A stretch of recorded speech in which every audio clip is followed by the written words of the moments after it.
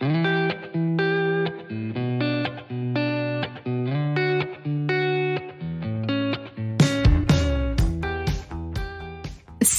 je suis Sandra et je te souhaite la bienvenue sur le podcast qui va te donner envie de réaliser tes projets et même tes rêves les plus fous. Notre mission, t'apporter de l'inspiration. J'échange avec des femmes qui ont osé s'écouter. Choix de vie audacieux, parcours atypique, projets fous, elles nous dévoilent tout sans filtre. L'idée, à travers chaque épisode, c'est d'adoucir tes peurs pour les remplacer par de l'audace et de l'enthousiasme. Du mouvement, du bruit, de la fumée, laisse-toi entraîner par les locomotives. Mathilde a 27 ans, elle habite pas loin de chez moi, dans le vieil Antibes. Elle est enseignante, créatrice de contenu, elle attend un bébé, elle s'est mariée récemment et elle a participé à Koh-Lanta en 2017. Plus jeune, Mathilde était déjà très sportive. Son sport de prédilection, la danse synchronisée qu'elle pratiquait à haut niveau. 16 heures d'entraînement par semaine. À cette même époque, elle passe ses vendredis soirs devant Koh-Lanta et elle n'espère qu'une seule chose, participer à l'émission une fois qu'elle aura ses 18 ans. Une fois sa licence en poche, elle s'inscrit, elle est directement sélectionnée et elle part pour réaliser son rêve, participer à Koh-Lanta. Elle a à peine 20 ans. La peur, Mathilde, elle ne connaît pas. Aucun doute sur ses capacités, elle part la tête haute. Dans cet épisode, on découvrira les conditions de vie de cette aventure, son état d'esprit durant l'aventure, la stratégie qu'elle a adoptée pour aller jusqu'en finale, sa love story avec son mari, qui est aussi un ancien candidat de Koh-Lanta, pourquoi est-ce qu'elle est passionnée par le métier d'enseignante, les clés d'une bonne éducation, les valeurs qu'elle transmet à travers son métier et comment elle a vécu le passage de l'anonymat à la notoriété. Solaire, joviale, état d'esprit de winneuse, je vous laisse savourer cet échange avec la pétillante Mathilde.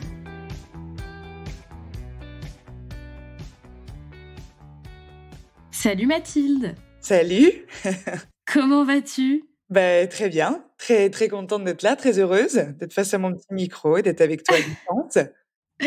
Oui, parce que Mathilde est très équipée, il faut le savoir, pour cet échange avec moi, donc c'est super cool. Je ne suis pas peu fière. J'ai mon petit frère qui m'a fait profiter de sa passion et de ses talents.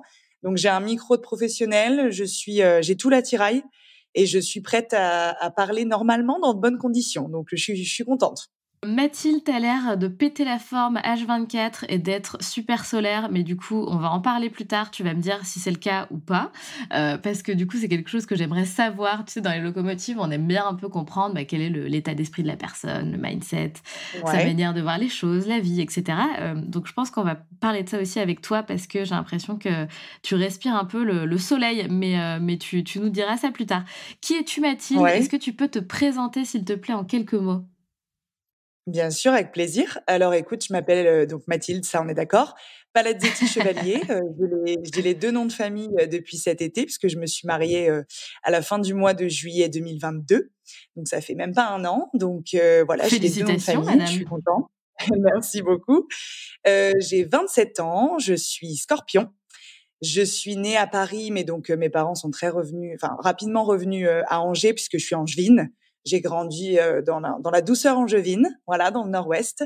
J'habite maintenant dans le vieil Antibes et je travaille à Nice, donc j'ai totalement changé de région. Je suis allée vers le soleil et je suis enseignante d'anglais principalement, mais je donne également des cours en anglais, donc en rapport avec l'événementiel, le luxe, le digital, dans 3 écoles de commerce privées à Nice. Voilà, à côté de ça, je partage mon quotidien sur les réseaux sociaux, sous le pseudo de Matouche pas.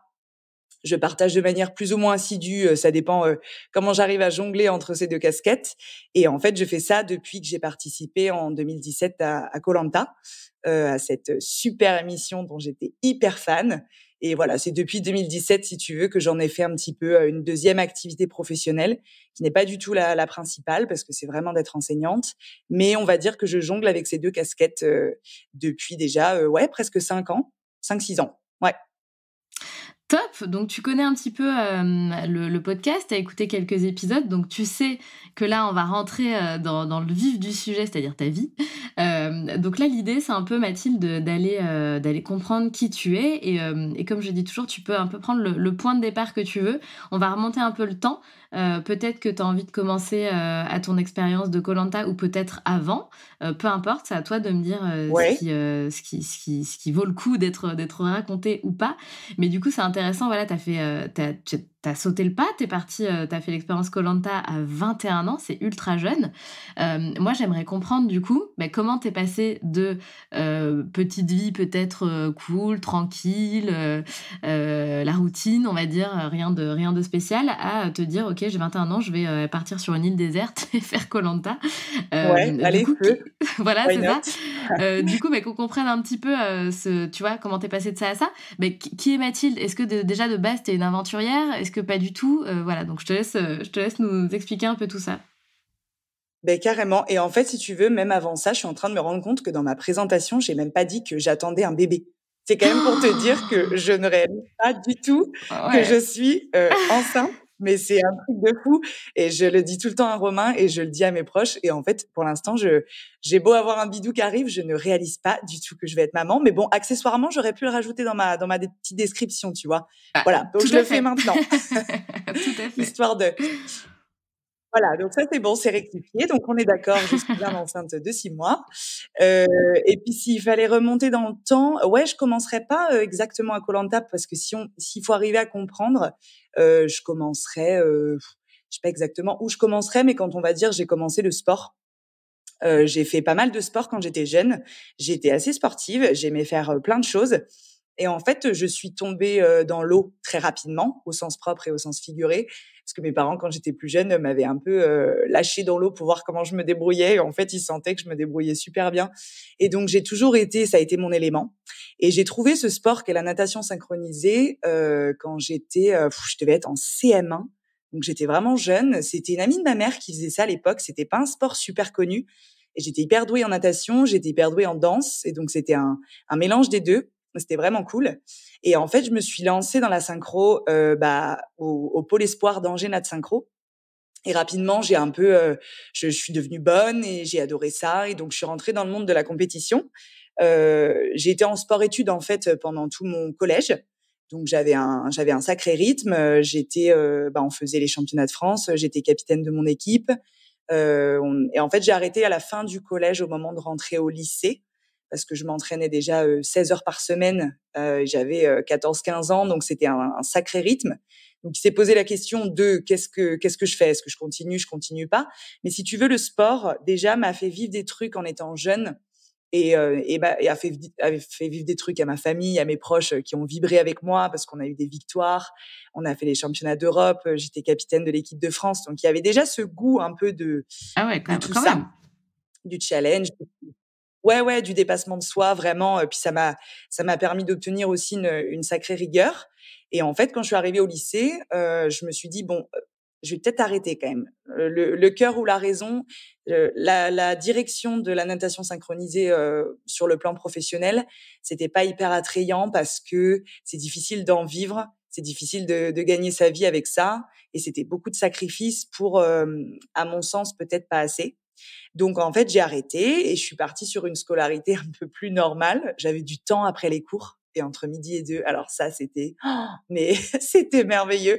J'étais pas du tout habituée et en fait, si tu veux, c'est un peu à la même période, c'est pendant toutes ces années que moi je regardais l'émission, koh avec mes parents depuis, super longtemps. C'était un peu le vendredi soir, j'avais le droit de traîner devant la télé, tout ça et donc si tu veux, c'était voilà la période où je commençais à regarder ça de manière assidue. C'était mon vendredi soir, ça a commencé, je devais avoir 6-7 ans l'émission et donc c'est vraiment quelque chose qui était récurrent et qui me donnait super envie.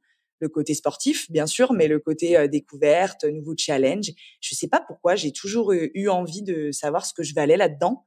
Et donc je regardais, puis je me souviens qu'à l'époque, je me disais: «J'espère que l'émission va perdurer jusqu'à au moins mes 18 ans, parce que tu ne peux pas t'inscrire avant». Et donc, le lycée se faisant, tout s'est super bien passé. Je me suis pas inscrite directement à mes 18 ans. J'ai attendu un peu parce que j'ai rapidement senti que j'avais un projet professionnel, assez dessiné. Je voulais rapidement, en fait, devenir, prof.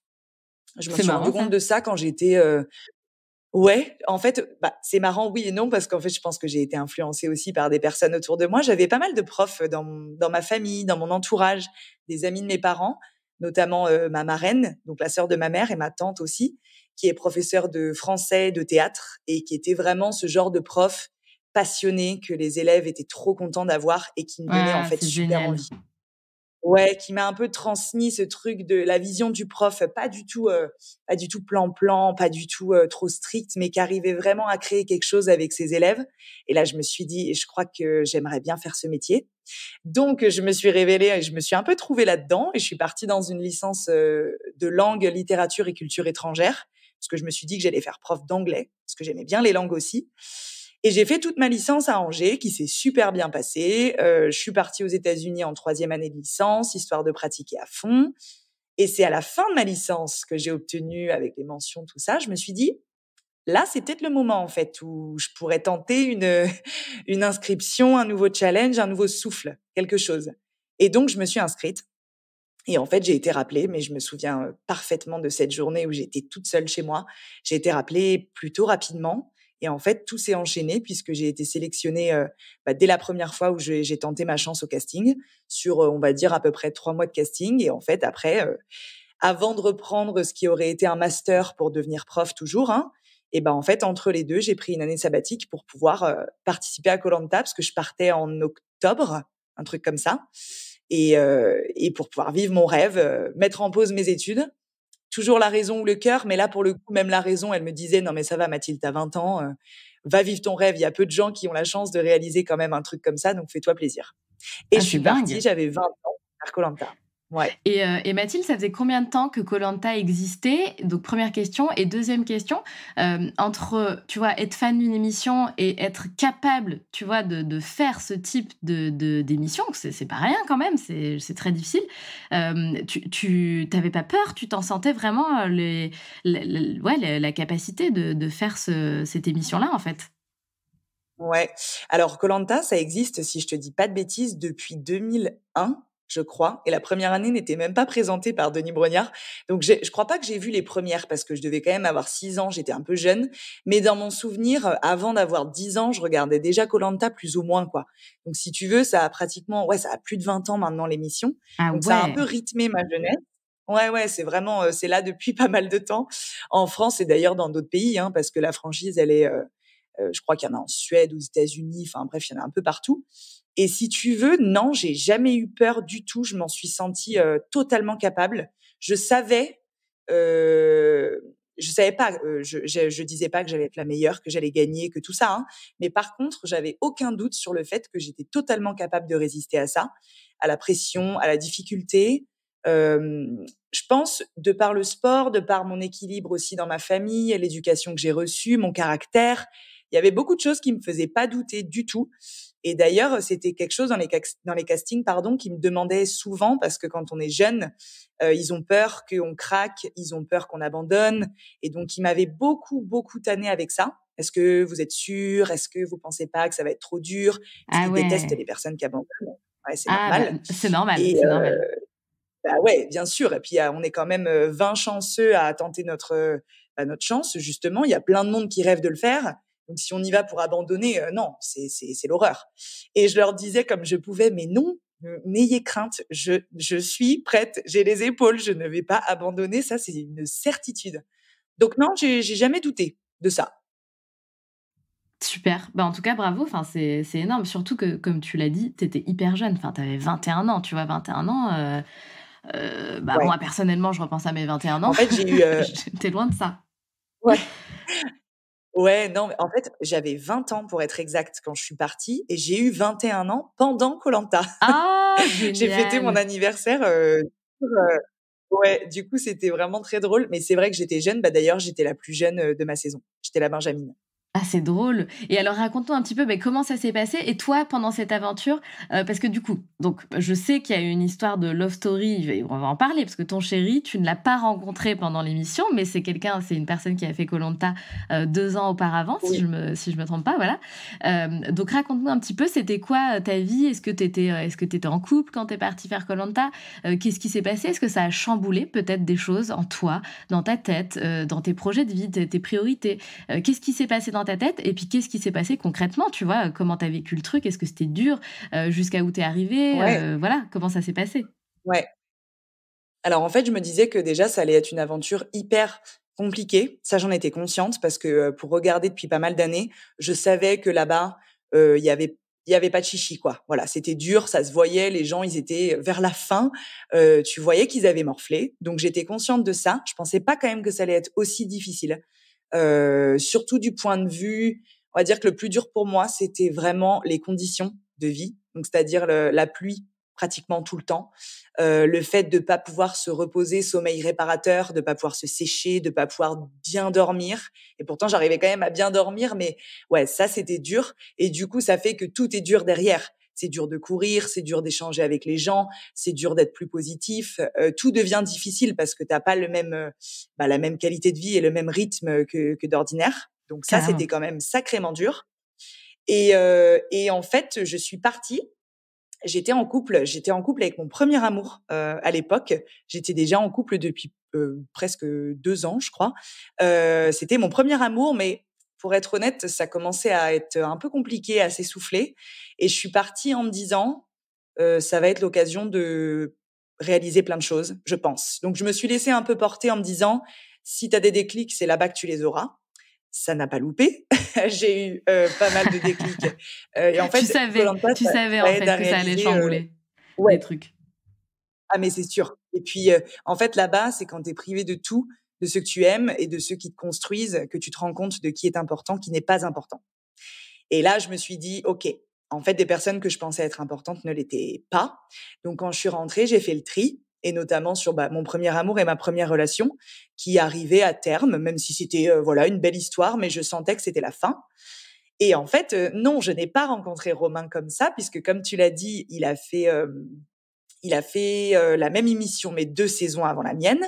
J'ai eu une histoire d'amour avec en fait quelqu'un qui était dans la même édition que moi, Ah, mais qui n'a pas beaucoup. non! Mais Pardon. si, et en fait, ce qui est très drôle, c'est que Romain a aussi eu une histoire avec une nana de sa saison. Mais Donc en fait, non! avant d'être tous les 2, je pense qu'on a eu une sorte de, il y a eu un appel du destin, il y a eu quelque chose. On a voulu nous transmettre qu'on allait faire notre vie avec quelqu'un de Koh-Lanta, mais on n'avait pas dû cerner que c'était la bonne personne.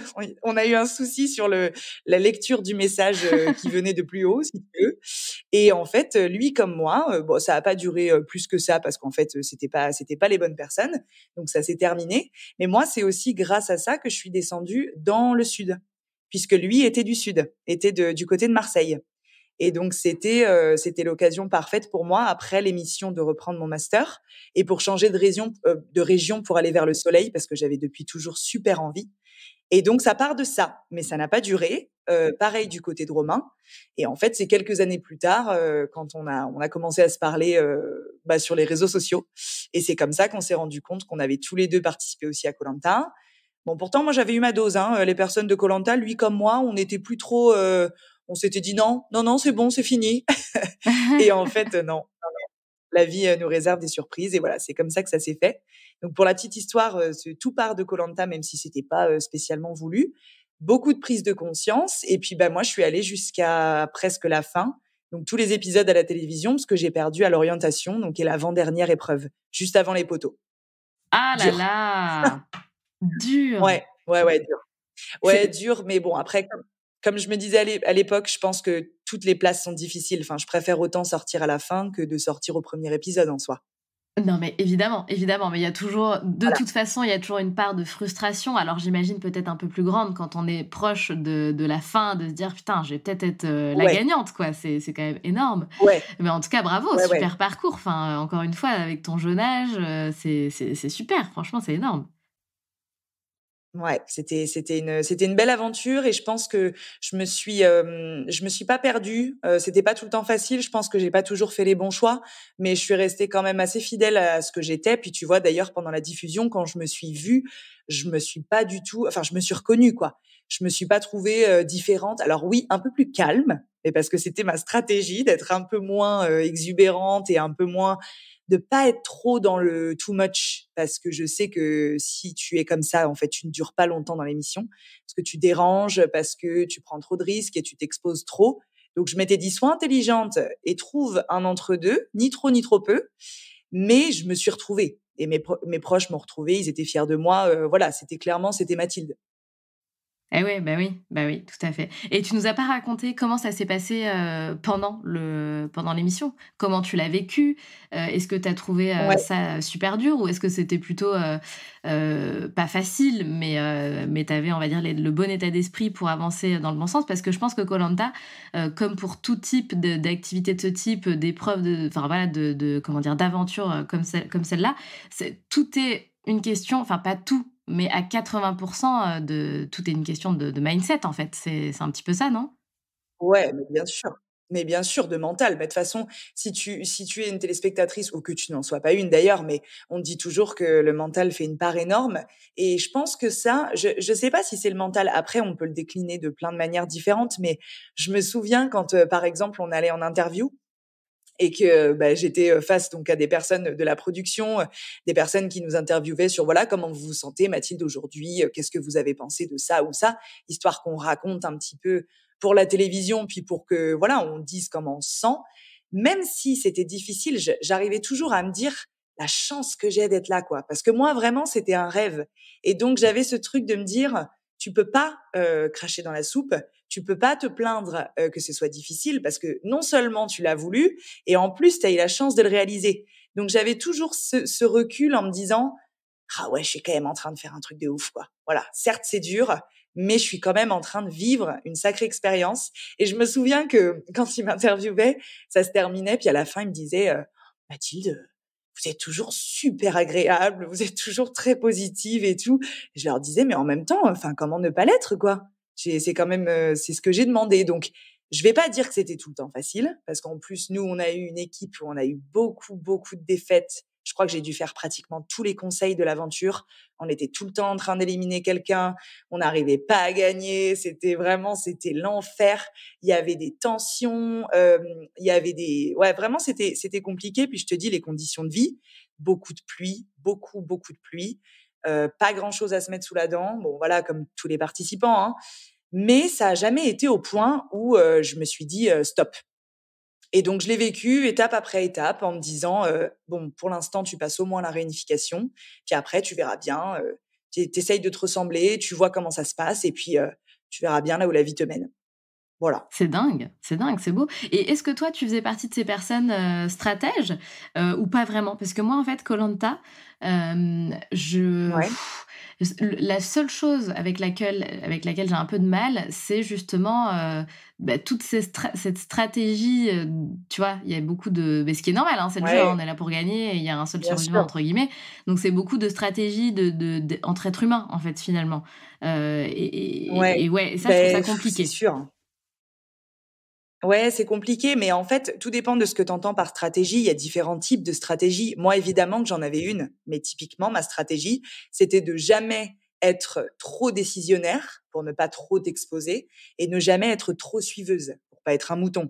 En fait, j'essayais toujours de me dire qu'il fallait être ni trop, ni trop peu. Et parce que d'expérience, de l'avoir vu aussi de mes propres yeux pendant des années, je savais très bien que c'était jamais les plus forts qui gagnaient et c'était jamais les plus faibles qui gagnaient. Tu vois, il fallait toujours arriver à être un peu dans ce ventre mou, Ah! sans pour autant, tu vois, Ouais, ouais. ni trop virulent, ni trop effacé. Et moi, du coup, c'était une stratégie qui m'allait très bien parce que en soi, je suis pas allée, démarcher des gens pour faire des alliances et des trucs, tout ça. Mais par contre, oui, s'il fallait voter contre quelqu'un, que j'avais mes propres raisons et que j'étais en accord avec moi-même, je le faisais sans souci. Donc ça, c'était ma stratégie. Après, il y a d'autres types de stratégies, je suis d'accord avec toi.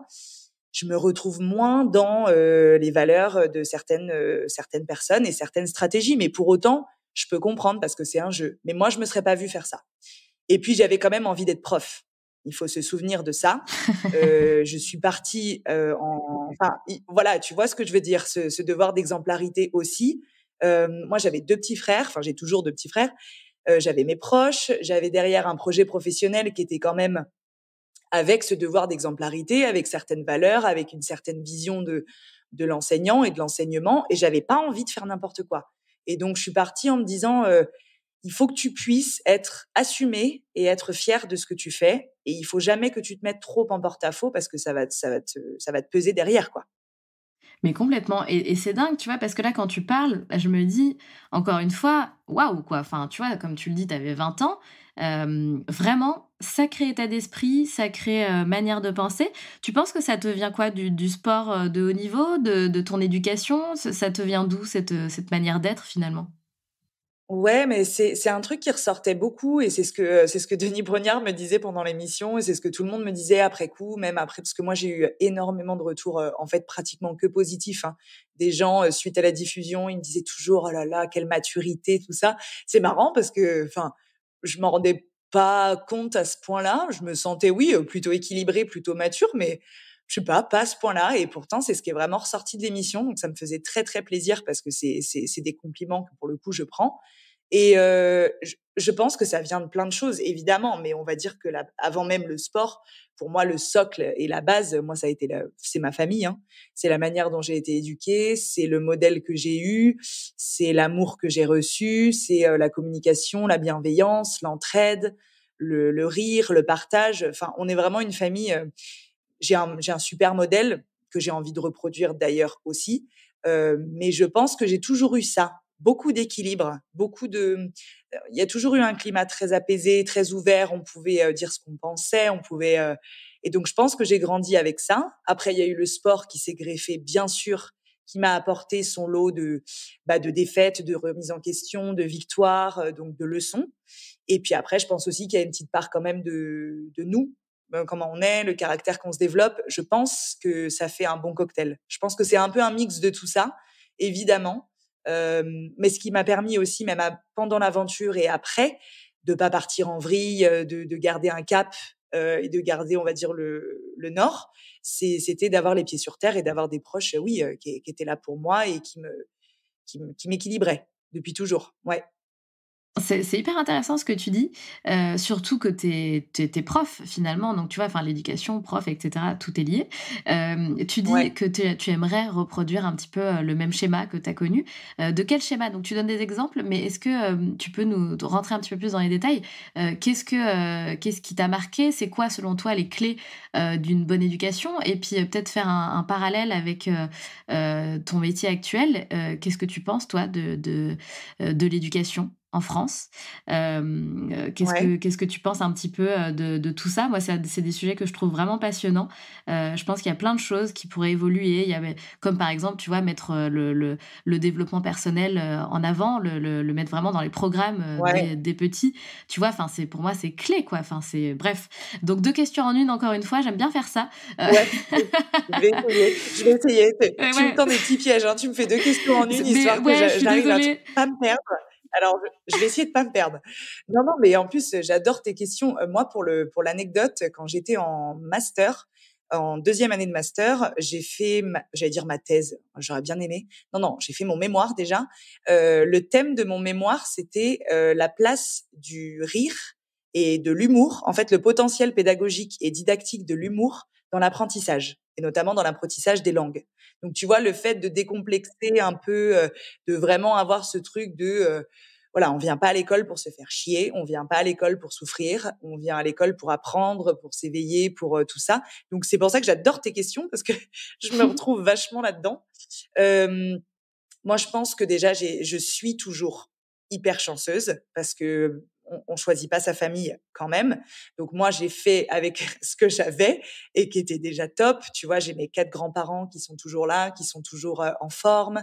J'ai eu la chance de faire mes études et de vivre avec, mes frères et mes parents pendant, pas mal d'années. Ça s'est toujours hyper bien passé. Je ressentais pas cette envie j'avais envie d'aller explorer, de partir au bout d'un moment, tu sais, pour prendre mon indépendance, mais si tu veux, c'était tellement peu contraignant, c'était tellement cool, c'était tellement simple, que je me suis dit, «Oh là là, je pars pas de suite, je profite encore un petit peu». Donc il y a toujours eu ça. Moi, j'ai une maman qui a fait plein de métiers, qui est jeune déjà, donc c'est peut-être aussi pour ça que j'ai envie d'être maman jeune, qui est jeune, qui a fait, plein de métiers, qui a pas fait d'études justement, au contraire de mon papa, mais qui est hyper débrouillarde, qui a fait plein de choses, toujours de manière, hyper passionnée. Elle a travaillé dans le prêt-à-porter pour les petits. Elle a travaillé chez Lacoste. Ensuite, elle s'est lancée à son compte pour être conseillère en images. Elle a travaillé avec mon père dans les assurances. Enfin, elle a fait plein de choses. Elle est multicasquette tout le temps. Et là, elle fait encore quelque chose de nouveau. Elle est dans une entreprise. Elle travaille dans les chauffages et les climatisations. Enfin, rien à voir. Voilà. Et donc, j'ai eu une mère qui était toujours maman lionne, son signe astrologique, toujours très protectrice, mais qui savait taper du poing sur la table quand il fallait, et toujours très à l'écoute, beaucoup dans la communication, beaucoup, beaucoup, beaucoup. Et j'ai un papa qui est donc un vrai gentil, le genre d'homme le genre de papa qui te fait pas peur, qui sait être ferme, mais qui est pareil, beaucoup dans l'écoute, toujours beaucoup dans la fierté aussi, qui, avec ma mère, créait quelque chose de, voilà, je te dis, ça respirait, c'était sain, c'était donc ça m'a beaucoup inspirée. Ils ont toujours été très souvent derrière moi. Et puis mon papa est un gros, gros travailleur, beaucoup. Il m'a beaucoup donné, comme ma mère, hein, mais d'une manière différente, le goût du travail. Le fait que, voilà, dans la vie, si on veut des choses et si on veut se donner les moyens, il faut passer le pas, il faut faire des choses, il faut être dans l'action. Et mon papa, il travaille donc dans les assurances. Il a sa propre agence. Il est associé maintenant avec d'autres personnes. Et il fait un métier qui est difficile et qui est mal vu. Il fait ça depuis des années. Et il s'en sort super bien.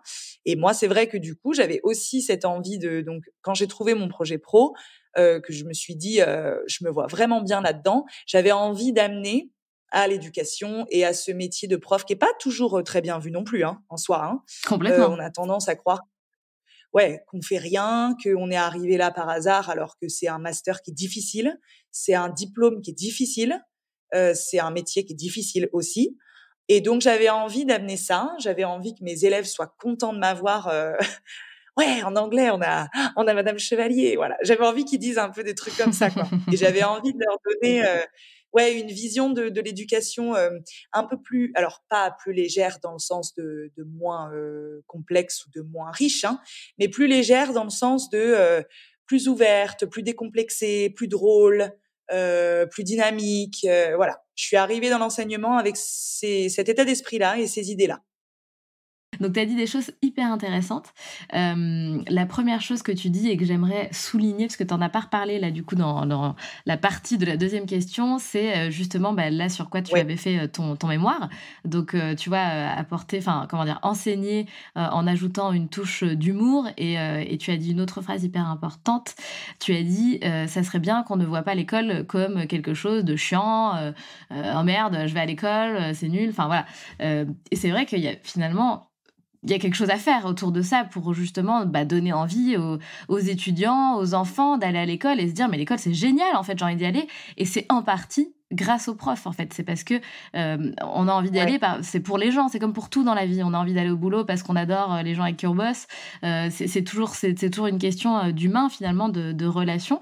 Donc c'est une première chose que je voulais soulever dans ce que tu avais dit. Deuxième chose qui est hyper intéressante par rapport à l'éducation que tu as reçue de tes parents, tu as dit une chose qui m'a, on va dire, qui m'a le plus marqué, c'est, je pense, l'ouverture d'esprit qu'avait ta maman a priori et Ouais. aussi ton papa, je pense. Et je pense que c'est hyper important. Moi, je dis toujours, dans la vie, le plus important, c'est de faire de son mieux et de garder l'esprit ouvert. Et c'est quelque chose que je pense que c'est clé, effectivement, quand on éduque un enfant, quand on élève un enfant, c'est de garder l'esprit ouvert. Et puis surtout, d'être à l'écoute. Tu parlais de communication, de lui, qu'est-ce qu'il aime, qu'est-ce qu'il veut faire de sa vie. Et puis accepter, en fait, c'est un enfant, c'est une personne à part entière. On le fait pas pour qu'il devienne comme nous ou pour qu'il fasse ce qu'on veut qu'il fasse, mais il faut l'aider à lui donner les clés pour qu'il fasse ce qu'il a vraiment envie de faire, ce qu'il aime, en fonction de ses appétences, etc. Bref. Et dernier point sur lequel je voulais rebondir, tu as dit mon papa ne m'a pas éduquée avec la peur. Et ça, c'est hyper important aussi, ne pas utiliser justement la peur pour obtenir ce qu'on veut de ses enfants. Et ça, je trouve ça génial. Voilà, donc je tenais à souligner toutes ces petites choses que tu as dit pour Ouais, résumer un ouais. petit peu pour nos auditrices, tu vois, qui écoutent, et même pour moi, parce que c'est des sujets que je trouve passionnants. Donc merci pour tout ça, Bah oui, Mathilde, franchement, génial. Je pense que tu as avec peut-être envie plaisir. de rebondir sur ce que je viens de dire. Ouais, ouais, mais tu vois, le fait de parler là de la peur, je sais pas pourquoi, mais je pense à encore une anecdote. Je me souviens à l'époque que quand on est, lycéenne, adolescente, on n'est pas encore une femme, on est jeune. C'est pas facile, pour nos parents de savoir, où est la limite, qu'est-ce qu'on peut faire, qu'est-ce qu'on peut pas faire. Et je me souviens que quand j'avais des soirées, quand j'avais des trucs qui s'organisaient, en fait, j'avais des copines ou des copains, qui avaient besoin de cacher, qui avaient besoin de s'organiser pour réussir à venir et tout ça.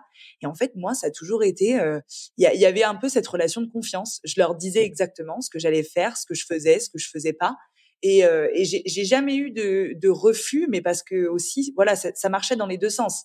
C'est-à-dire, si des fois je franchissais la limite, bah après, forcément, je le payais pendant quelque temps. Et en fait, j'avais pas envie de faire ça parce qu'ils me laissaient avoir mes propres limites. Et donc, dès très jeune, il y a eu ça qui s'est installé. Et c'est pour ça que je dis qu'il n'y a pas eu par la peur ou des fois on a cette image du papa un peu dur ou de la maman un peu dure et tout ça. Moi, ils ont toujours été très fermes, mais jamais là-dedans.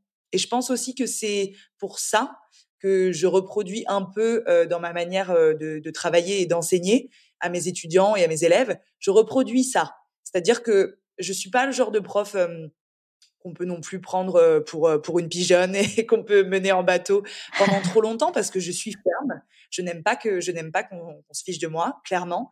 Mais par contre, je vais toujours être dans la bienveillance et je vais essayer de trouver des solutions et je me braque pas.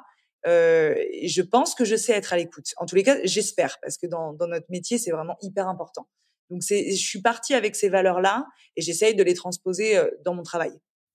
Ouais, et tu as raison, c'est une relation de confiance. C'est-à-dire que, on a aussi en tant qu'enfant, étudiant et cetera, une part de responsabilité. On se responsabilise et la relation de confiance, ça va dans les 2 sens.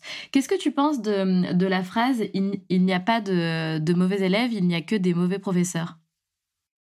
Je suis un peu partagée parce que, je sais aussi pour être du côté des enseignants, je sais aussi qu'il y a des enseignants qui essayent de bien faire et qui sont pleins de bonne volonté, mais qui parfois, pour des choses qu'ils contrôlent pas, c'est-à-dire des établissements dans lesquels ils sont, le nombre d'élèves qu'il y a dans des classes, c'est hyper compliqué de mettre en application tout ce qu'on veut mettre en application parce qu'entre la théorie et la pratique, il y a 15 mondes. Moi, j'ai fait le choix quand j'étais en master, donc j'ai passé mon concours, donc le CAPES, mais en fait, il y a le CAPES public et il y a le CAPES privé qui s'appelle CAPES-CAFEP et moi, j'ai fait le choix de partir dans le privé, et en fait, c'est tout bête, mais même la manière dont tu arrives dans un établissement, c'est pas la même chose. C'est-à-dire que c'est pas par système de points. Tu es pas envoyé à Paris, enfin en banlieue parisienne pendant minimum 10 ans parce que t'as pas assez de points. En fait, il y a un système qui est plus basé sur vraiment les personnes. Et il y avait un truc qui était proche du monde de l'entreprise, c'est qu'on fait des vœux. Chaque année, donc avec le mouvement pour l'emploi, on pouvait faire des vœux pour des établissements dans lesquels on voulait être, qui pouvaient être dans notre région déjà. Et c'était aussi pour ça que j'étais restée dans le privé. C'est parce que je trouvais que c'était un gros plus de pas être envoyée n'importe où aux quatre coins de la France.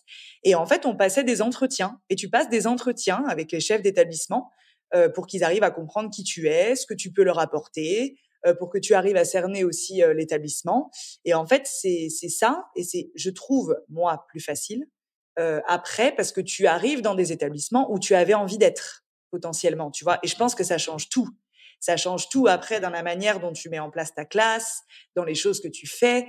T'es peut-être moins mise en difficulté. Moi, je pense aux jeunes profs qui sont envoyés sur le terrain en zone sensible, qui n'ont pas choisi d'être là, qui sont peut-être des fois un peu, on va dire, enlevés à leur famille ou à leurs proches. Et du coup, entre les mauvais professeurs et les mauvais élèves, ce serait trop noir ou blanc de dire que c'est la faute d'un côté ou de l'autre. Je pense qu'il y a plein de petits facteurs qui font que tu veux mettre des choses en place et que ça marche pas. En tous les cas, ça marche pas de suite. Mais après, on a une immense responsabilité et je pense que la manière dont on s'exprime, dont on arrive le matin en classe, dont on répond à des mails, dont on défend parfois la cause de certains et pas d'autres, dont on essaye d'être juste, dont on note, plein de petites choses qui font que c'est comme ça. Je pense que ça arrive au fur et à mesure. Le respect, la bienveillance, et puis qui voient qu'on est là pour eux. On n'est pas là pour faire n'importe quoi non plus, mais qu'on est là pour eux et que normalement, des professeurs qui sont passionnés, ça se sent. Ça se sent directement, je pense. C'est vrai. Je suis assez d'accord avec toi. Je trouve que je trouve que tu as plutôt bien répondu à la question, Mathilde. Euh, je suis Bon, eh plutôt ben, tant mieux. alignée. Ouais, je suis plutôt alignée avec tes dires, bien que j'étais plutôt du style à, comment dire, à croire en cette phrase. Bien sûr, je suis d'accord, hein, enfin voilà, tout n'est pas noir ou blanc. Il y a un juste milieu. Ouais. Je suis tout à fait d'accord avec toi. Parce que, tu vois, c'est assez paradoxal, tout ce qu'on se dit là et tout ce que je te dis, en fait, j'étais pareil, hein. Moi, j'étais jeune, j'étais pleine d'envie, j'avais un parcours assez atypique, je suis arrivée dans l'éducation nationale, en plus, j'ai eu mon concours du premier coup, j'ai validé mon master 1, mon master 2, j'ai été titularisée. J'ai commencé à travailler dans le 13, donc du côté de Marseille. J'étais dans un super établissement.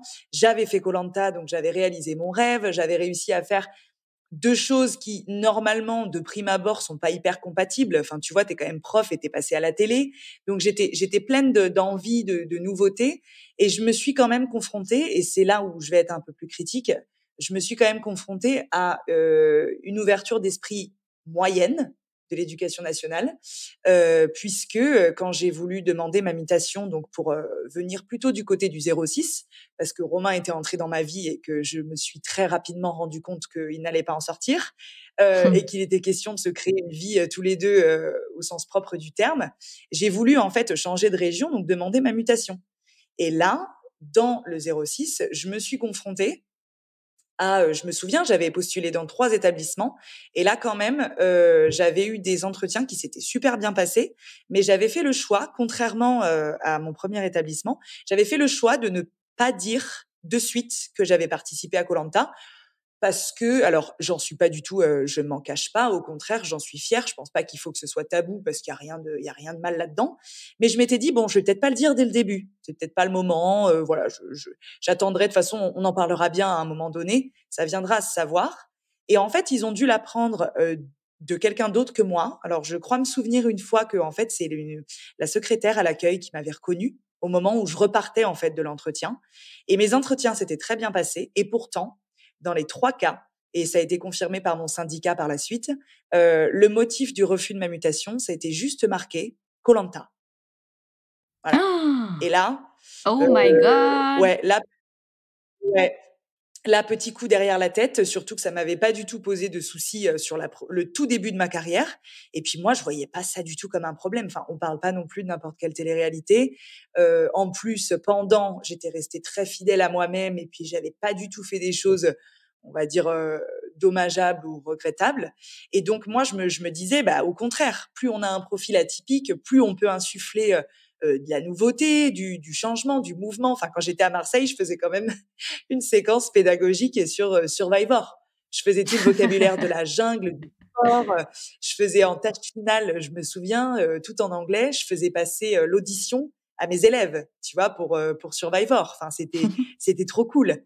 Et là, pour la première fois, ouais, du coup, j'ai été un peu freinée dans mon élan de positivité, de nouveauté, tout ça.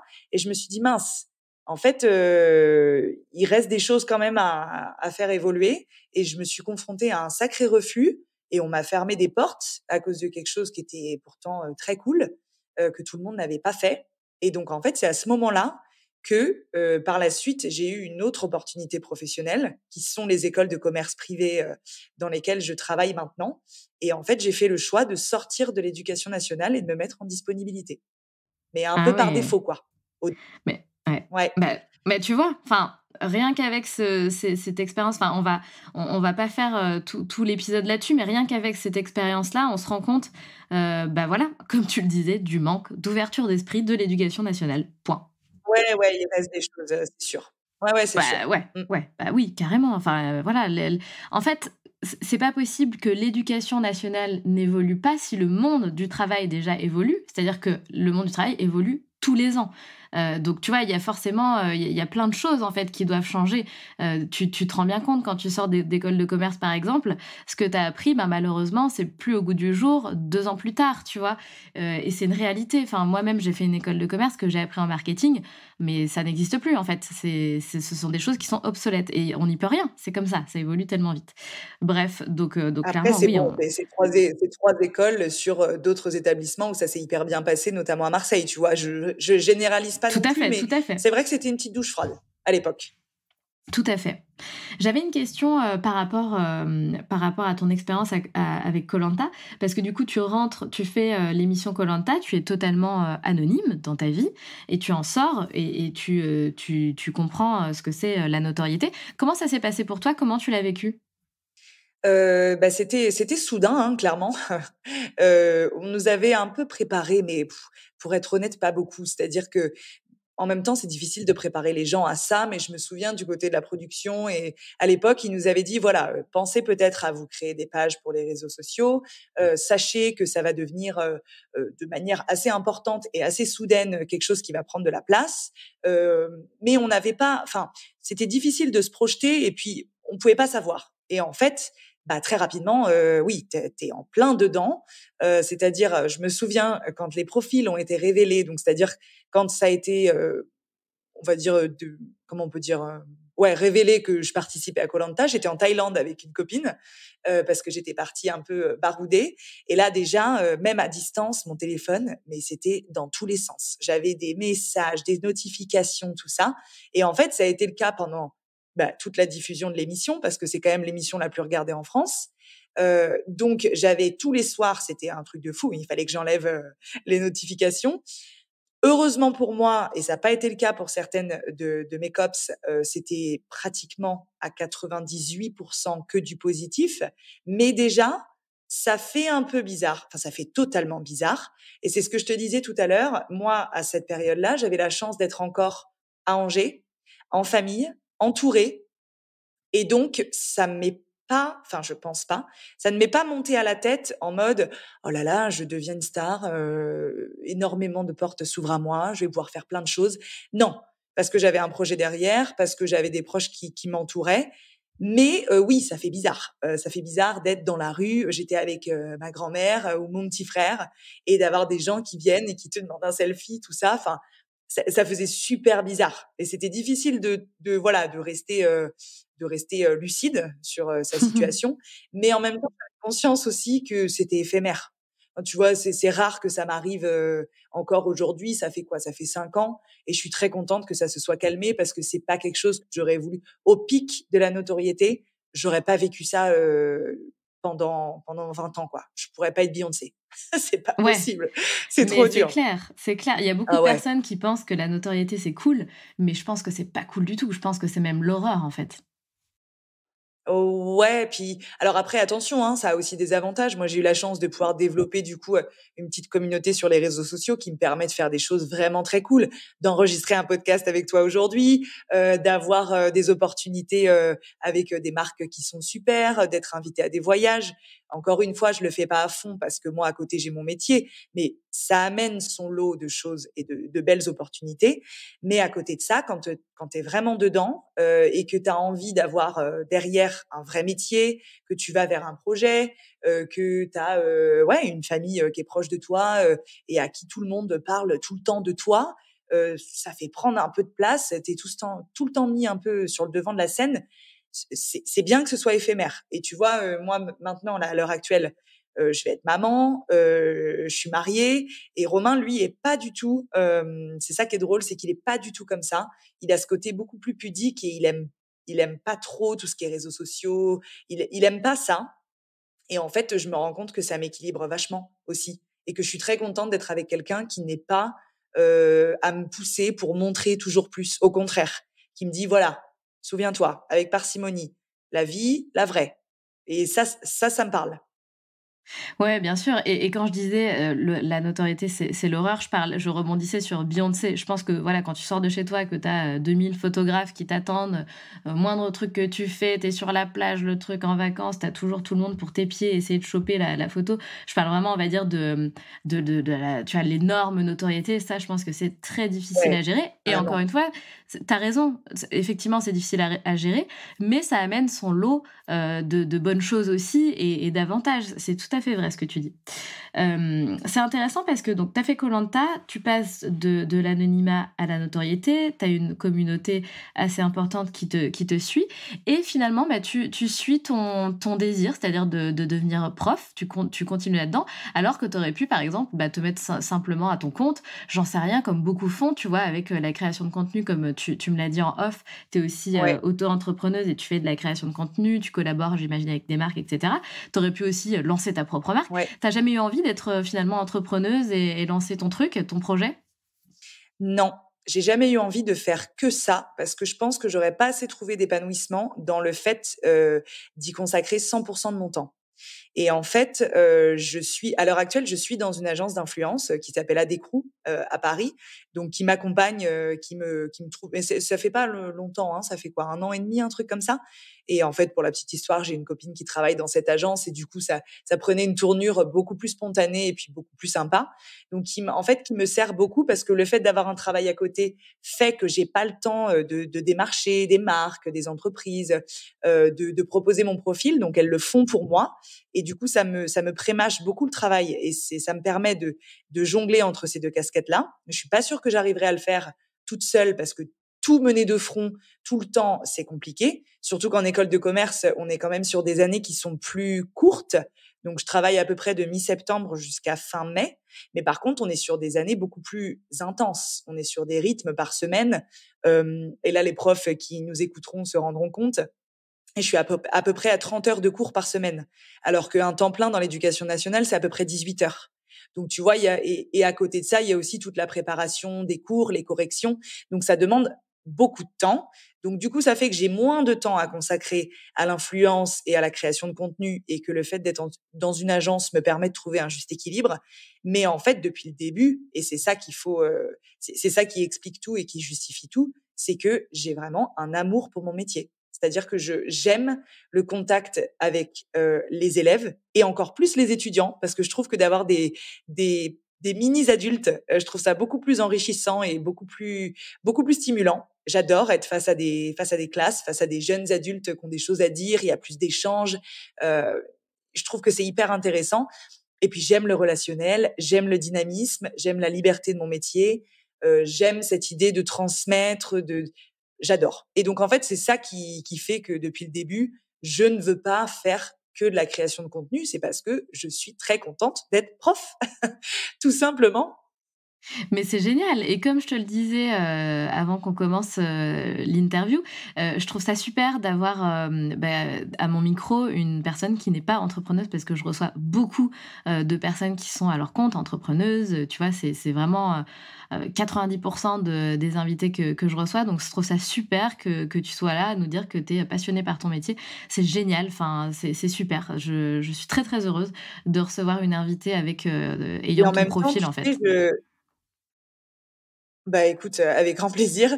Mais tu sais, en même temps, je pense que le côté, entrepreneur, tout ce côté assez, en fait, indépendant et en fait, je l'ai trouvé depuis que je suis en disponibilité de l'éducation nationale, depuis que je travaille donc là, c'est la 3e année que je travaille, dans les écoles de commerce. En fait, contrairement à avant, on va dire que j'ai encore plus d'indépendance et je travaille, avec des collègues évidemment et j'ai ma directrice et j'ai mes écoles et tout ça, mais si tu veux, il y a une grande part de liberté aussi et que je pense qu'on pourrait assimiler au monde de l'entrepreneuriat. J'ai ça qui me permet d'avoir un confort et qui est en lien aussi avec mon caractère, hein, tout simplement.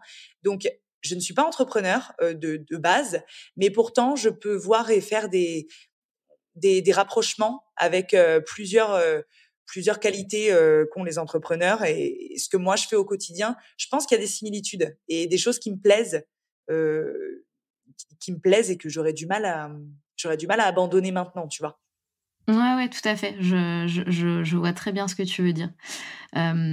C'est tout à fait clair et tu as une rien à voir, mais j'avais envie de placer ça. Tu as une très belle voix, Mathilde, tu t'exprimes très bien. Si un jour tu as envie de lancer un podcast, n'hésite pas à me solliciter. Tu es faite pour ça, je pense. Enfin, en tout cas, je pense que ça passerait très, très bien. Eh ben, mais c'est drôle que tu me dises ça parce que si tu savais le nombre de personnes qui me font ce compliment et je ne dis pas du tout ça pour me lancer des fleurs, mais ça fait partie des compliments. Alors, il y en a certains qui me gênent, il y en a certains qui me font super plaisir et celui-ci me fait super plaisir. Quelquefois, les gens me reconnaissaient de koh de ma voix. Et même Denis Brognard, à l'époque, m'avait dit, il m'avait parlé de mon élocution et en fait, dans la famille, j'ai un petit frère qui fait des critiques de cinéma, il a même pas 18 ans, mais il fait des vidéos, mais c'est pareil, la manière dont il s'exprime, je sais pas, c'est un truc dans la famille, c'est hyper important pour nous et pour ma voix, en fait, moi, j'ai eu des gros problèmes aux cordes vocales parce que c'est la maladie des profs, j'ai eu des nodules et des polypes sur les cordes vocales, ce qui fait que j'ai cette voix très, très rauque. Mais si tu m'avais interviewé il y a 1 an et demi, avant que je me fasse opérer, que je me fasse enlever en fait ces polypes que j'avais sur les cordes vocales, j'avais une voix beaucoup plus grave encore et un peu rauque comme ça. Mmh. Et en fait, le fait d'être enseignante en plus, parce que c'est un métier à voix où tu parles tout le temps, c'est la maladie des profs et c'est pas impossible que ça revienne. Donc tu vois, je pense qu'il y a aussi ce côté atypique qui, avec mon métier, ne m'aide pas parce que je parle constamment. Donc c'est bien comme ça peut ne pas être bien. Mais je prends. Ouais, carrément, prends, c'est un peu, tu vois, c'est un peu comme si tu avais un espèce de micro intégré qui filtre tous les petits sons pas beaux et cetera. Comme ça, ta voix ressort parfaitement. Tu sais, tu es sur une fréquence parfaite. C'est assez, c'est assez, ouais, c'est assez bluffant. Enfin voilà, c'était juste pour faire une petite parenthèse. En tout cas, Mathilde, merci infiniment. C'était très très chouette d'échanger avec toi. Je ne sais pas si tu es au courant, mais on a 3 questions rituelles à la fin de chaque épisode.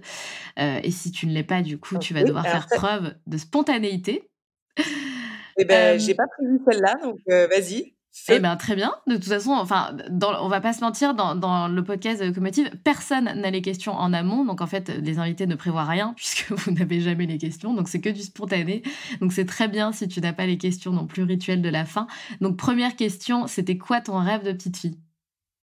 Mon rêve de petite fille, ça va être tellement, tellement cliché ce que je vais dire, c'est un enfer. Je me déteste de répondre Mais ça, mais je non! me dois d'être honnête. Mon rêve de petite fille, c'était juste d'être heureuse et d'avoir une vie, qui me rendait heureuse sur tous les plans. Le plan amoureux, le plan familial, le plan personnel et le plan professionnel. Je savais pas exactement ce que c'était, mais j'avais envie de me dire: «Quand tu te lèves le matin, tu trouves du sens, quand tu te couches le soir, tu trouves du sens». C'était ça mon objectif. Mais attends, mais tu hyper mature, déjà petite, en fait? Je sais pas, mais en fait, tu sais, on dit que les gens qui sont heureux sont les gens avec, les projets et les idées les plus simples et je crois que j'ai ça depuis pas mal de temps, je sais pas pourquoi et du coup, je trouve mon bonheur là-dedans, vraiment. Mais formidable, formidable. Est-ce que tu as une phrase qui te guide dans la vie, un mantra qui ouais, qui te guide? Ouais, je dirais que c'est que la vie est bien faite et que même si on ne s'en rend pas compte, à court terme, quelquefois ça vient se s'illustrer à un peu plus long terme et le fait de garder, d'avoir confiance en la vie. Voilà, la vie est bien faite. Je pense vraiment que tout n'arrive pas pour une raison. En tous les cas, on n'arrive pas à le lire de suite, mais après on arrive à comprendre. Donc il faut faire confiance. Tout à fait. Ma mère me dit ça souvent d'ailleurs. Elle me dit: «Ma chérie, fais confiance en la vie» et je suis absolument Ouais. d'accord avec cette phrase. Tout à fait. Dernière question, c'est quoi pour toi, Mathilde, être la locomotive de sa vie? Alors la locomotive de sa vie ou de la vie des autres en fait, parce que j'aime bien aussi me dire que ça peut être pour les autres. Moi, pour moi, les locomotives, c'est des personnes qui insufflent du mouvement. C'est exactement ce que je crois des collègues ont dit à mon mari. Je te jure que ce n'est pas une connerie. Il y a 2 semaines, parce que Romain est comme ça aussi et je pense que c'est pour ça que c'est l'homme qui partage ma vie d'ailleurs. C'est on a le même type d'énergie on va dire que c'est, des personnes, ouais, qui insufflent de l'énergie, qui insufflent du mouvement, pas toujours dans la bonne direction, pas toujours de la bonne manière, parce que c'est pas parfait, mais qui n'ont pas peur d'être à l'initiative de choses et je pense que c'est ça les locomotives, c'est des pas peur de porter, pas peur d'être en mouvement et qui ont de l'énergie à revendre et à insuffler aux autres et à soi-même. Et qu'est-ce qu'on a dit à ton mari, pardon, récemment ? On lui a dit que c'était une locomotive. Ah, on lui a dit que c'était une locomotive. Génial. On lui a dit que c'était une locomotive. Et il est rentré un soir en me disant ça, et c'était avant même qu'il y ait une de mes abonnées qui me parle de toi et tout ça. Il me raconte ça et il me dit, mais en fait, toi, tu sais pas exactement où tu vas, par contre, tu y vas. T'es comme une locomotive. Voilà. Énorme, j'adore. Et d'ailleurs, j'ai l'impression que, encore une fois, petite parenthèse, que de plus en plus de personnes emploient ce terme, ce qui n'a rien à voir avec le podcast des locomotives, hein. Mais du coup, moi, je suis très contente parce que je me dis, à chaque fois que quelqu'un emploie ce terme, potentiellement, ça va faire tilt à une personne qui a entendu parler du podcast. Donc, c'est très, très cool. Ouais, Continuer d'employer ce terme. Ouais, c'est une jolie métaphore, en fait, je trouve. C'est une allégorie de la vie et c'est cette idée d'aller, parce que la locomotive, elle va pas en arrière, tu vois, elle va que devant, elle fume, elle fait du bruit et elle avance. Donc je trouve ça joli. Et elle tire des wagons avec elle, ouais, carrément. C'est moi aussi j'adore, hein, sinon je n'aurais pas choisi ce nom. En tout cas, Mathilde, merci infiniment. Je te le dis, c'était vraiment très agréable.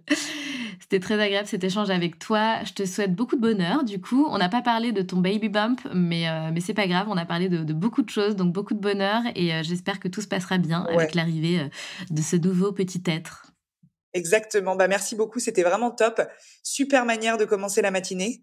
Et puis, au plaisir de refaire ça un jour sous un autre format, pourquoi pas, ou de se voir en vrai, accessoirement. Mais merci à toi. Merci Mathilde. À très bientôt. Bye bye. C'est la fin de cet épisode et j'espère qu'il t'a plu.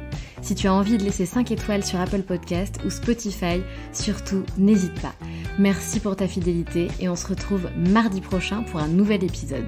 Pense à rejoindre la communauté Les Locomotives sur Instagram pour toujours plus d'inspiration, de motivation et de good vibes.